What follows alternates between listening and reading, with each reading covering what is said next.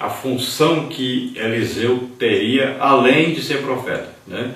Ele fala, ó, que quem escapar da espada de Hazael está falando dos inimigos de Deus. O próprio rei da Síria, que não era judeu, não era nem de Israel do norte, nem era de Israel do sul, da tribo de Judá, mas ele lá na Síria combateria os inimigos de Deus. Então, aquele que escapasse da espada de Hazael cairia na espada agora de Jeú, que seria ungido rei de Israel. Então, também ajudaria a destruir, a matar os inimigos de Deus.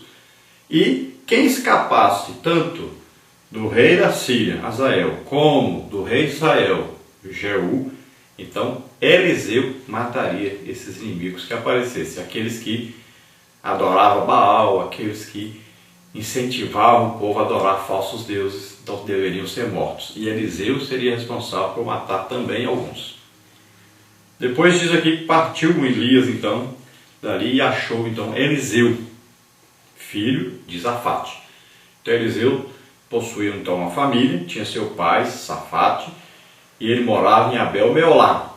E ele estava cuidando do arado, ele estava arando a terra. E nós vamos ver que o pai dele não era muito fraco não financeiramente. Tinha ali 12 juntas de boi. Então, era alguém que tinha um gado, né? E para ter 12 juntas de boi, é preciso ter muitas vacas, muitos bois, porque esses aqui são bois escolhidos para essa tarefa. Então, é a pessoa que tinha já um gado muito bom. Então, nós vemos aqui que Eliseu já tinha trabalhado o dia inteiro. Ele estava na 12ª junta de boi já. Estava terminando o seu trabalho. Por aqui nós podemos deduzir que já era o finalzinho do dia quando Elias chegou ali. Então já estava na última junta de boi ali. Agora veja bem que Elias chega para ele e não fala nada, apenas passa a capa sobre ele, indicando o quê? Esse passar a capa sobre ele indica que Elias está colocando o ministério de profeta sobre ele. Elias ainda não tinha revelado que ele seria o seu substituto, mas estava ali escolhendo Eliseu para ser profeta. Então Eliseu já sabia, a partir de agora eu vou ser profeta, Deus está me chamando. E ele não discutiu, ele aceitou ser profeta. E ele conhecia Elias, todos conheciam Elias. De longe já se conhecia quem era Elias, pelo seu modo de vestir. Era famoso Elias. Então, ele sabia o que estava acontecendo com ele. E nós vamos ver que o próprio Elias diz para ele, quando ele fala que vai lá se despedir do seu pai, o próprio Elias diz para ele, você sabe o que eu tenho te feito, né? Então vai. E é diferente daquele jovem que vai seguir a Jesus e ele diz, eu vou ainda ao enterro do meu pai que morreu. E Jesus diz, deixa os mortos enterrar seus mortos e você vem e segue. Não deu tempo de nem despedir de ninguém, que na casa dele ele foi. Por quê? Porque já tinha morrido. Agora aqui não. Elias permite que Eliseu vá beijar seu pai e sua mãe, despedindo deles, né? Está fazendo o quê? Ele está dizendo, a partir de agora, eu não estou mais debaixo da sua autoridade, debaixo do seu teto, do seu sustento. Agora quem vai me sustentar é Deus. Quem vai agora me comandar, me dirigir para onde eu vou, o que eu vou fazer, é Deus. Então, estou aqui me despedindo, porque eu estou assumindo um ministério de profeta. Deus me chamou, me escolheu. Então era preciso ele fazer isso. Então vamos ver que ele deixou os bois ali, o trabalho que ele estava fazendo, e ele vai então, vai beijar o seu pai e sua mãe, se despedir deles.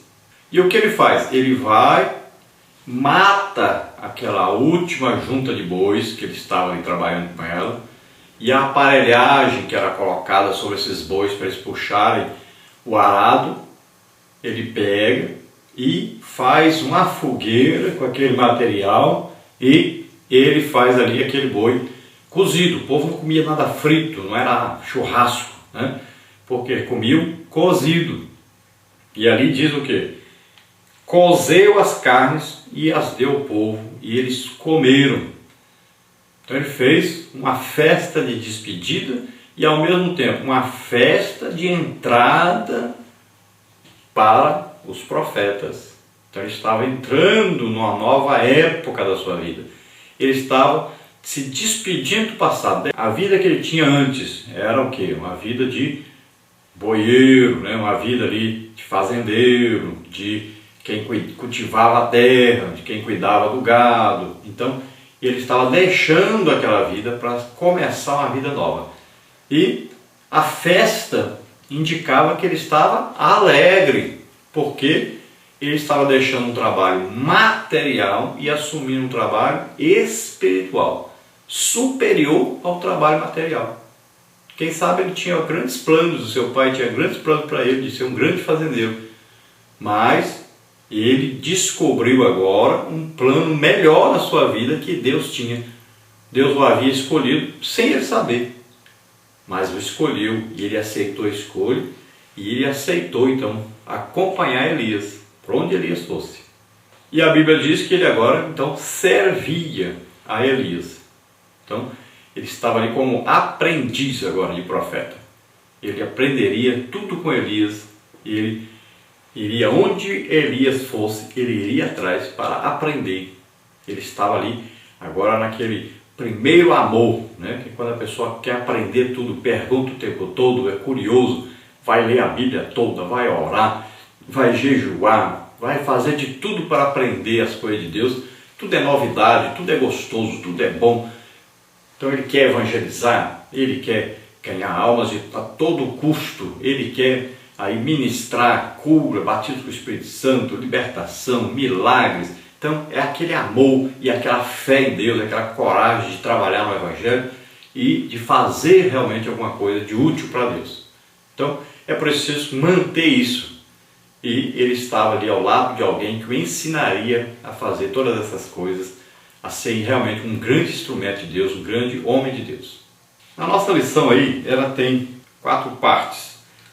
Primeiro, o longo percurso de Elias, uma volta às origens, uma revelação transformadora. Parte 2, Elias na casa de Eliseu, a exclusividade da chamada, a autoridade da chamada. Depois, na parte 3, tem Elias e o discipulado de Eliseu, as virtudes de Eliseu, a nobreza de um pedido.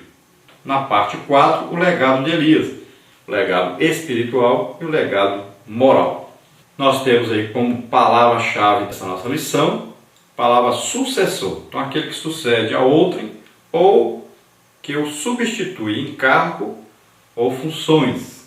E o nosso título fala sobre legado, né? Deixar um legado quer dizer deixar uma herança, deixar um ensinamento, deixar aí um exemplo, né? Deixar aí alguma coisa de boa para que outra pessoa possa fazer o mesmo ou melhor.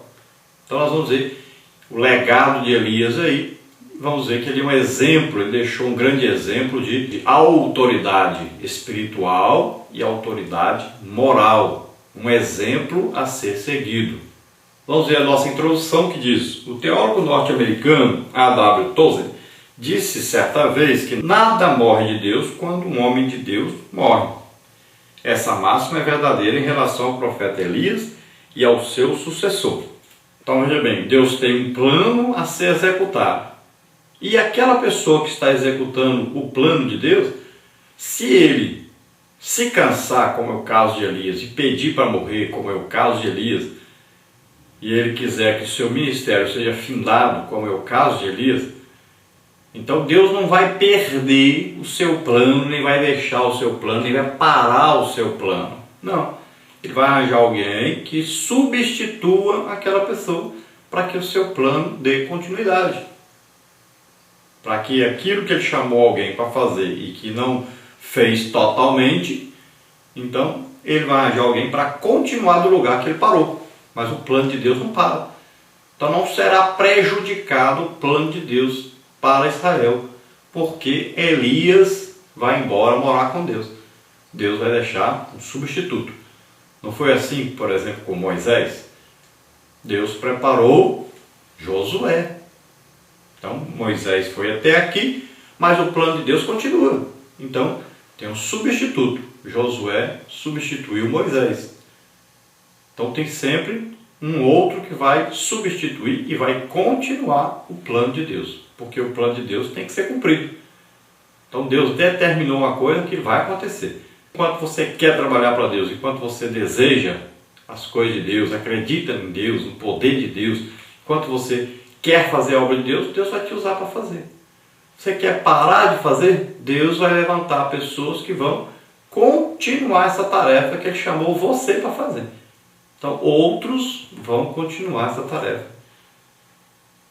Ou você vai morrer e acabar o seu ministério, ou você vai continuar na igreja, congregando e tudo, mas não vai fazer aquilo que Deus programou para você fazer. Então você está fazendo uma obra para Deus. Agora, se você deixar de fazer, Deus vai usar outra pessoa para continuar a partir do momento que você parar de fazer. Elias exerceu um ministério excepcional no Reino do Norte e, sem dúvida, foi o responsável por ajudar o povo de Deus a manter sua identidade. Todavia, assim como todos os homens, chegou o dia em que precisou parar. Elias teve o cuidado de seguir a orientação divina na escolha do seu sucessor, bem como em prepará-lo da forma correta. Essa lição nos ensinará como se deu esse processo e como podemos aprender com ele. Então, qual a diferença de Elias para o que nós vemos hoje? É que Elias foi orientado por Deus quem ficaria no seu lugar. Muitas vezes nós vamos ver hoje que as pessoas não perguntam para Deus: quem vai me substituir? Quem vai continuar o que eu estou fazendo? Não perguntam, não desejam saber a vontade de Deus. Não existe a escolha soberana de Deus na substituição dessa pessoa. Na maioria das vezes a pessoa quer que o filho dele substitua ele. E às vezes o filho não foi escolhido por Deus para substituir. Foi escolhida outra pessoa por Deus. Mas a pessoa geralmente teima, e ele que quer escolher do jeito dele e a pessoa que ele quer, e não a que Deus quer. Então, aqui Elias esperou a escolha de Deus. Ele só comunicou a Deus que queria ir embora, morar com Deus. Estava cansado. Preferia morar lá em cima. Agora, Deus arrumou então o sucessor. Deus indicou quem era. E aí Elias foi até aquele homem e passou a ele então a autoridade espiritual para que ele ficasse no seu lugar. Mas Elias foi o quê?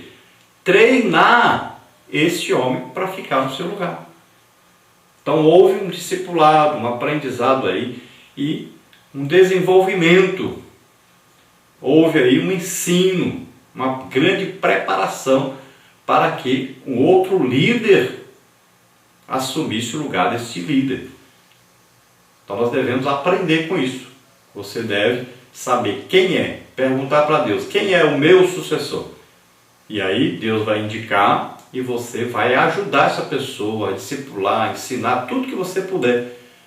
Tudo que estiver à sua mão para fazer para essa pessoa ser um grande substituto e ser melhor do que você. É assim que funciona.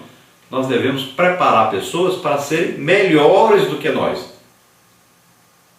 Veja bem, se passar essa geração que está aí, a igreja está funcionando, está ganhando almas, está crescendo todo dia. Agora, quem vai substituir essa geração de líderes que estão aí? Então, será que nós vamos achar alguém para substituir? O problema é esse. Então, devemos preparar pessoas para nos substituir. Vai substituir essa geração que existe hoje. Então, todos que estão aí acima dos 50, dos 60, 70, 80, imagine quantos homens de Deus tem aí nessa faixa de idade. Todos esses devem já ir preparando pessoas que possam assumir no lugar deles e pessoas que vão ser melhores, vão ser superiores, vão poder desenvolver melhor ministério do que eles assumiram. Então você, por exemplo, professor da escola bíblica dominical, deve já preparar na sua sala de aula um aluno que possa amanhã ser o seu professor dessa classe.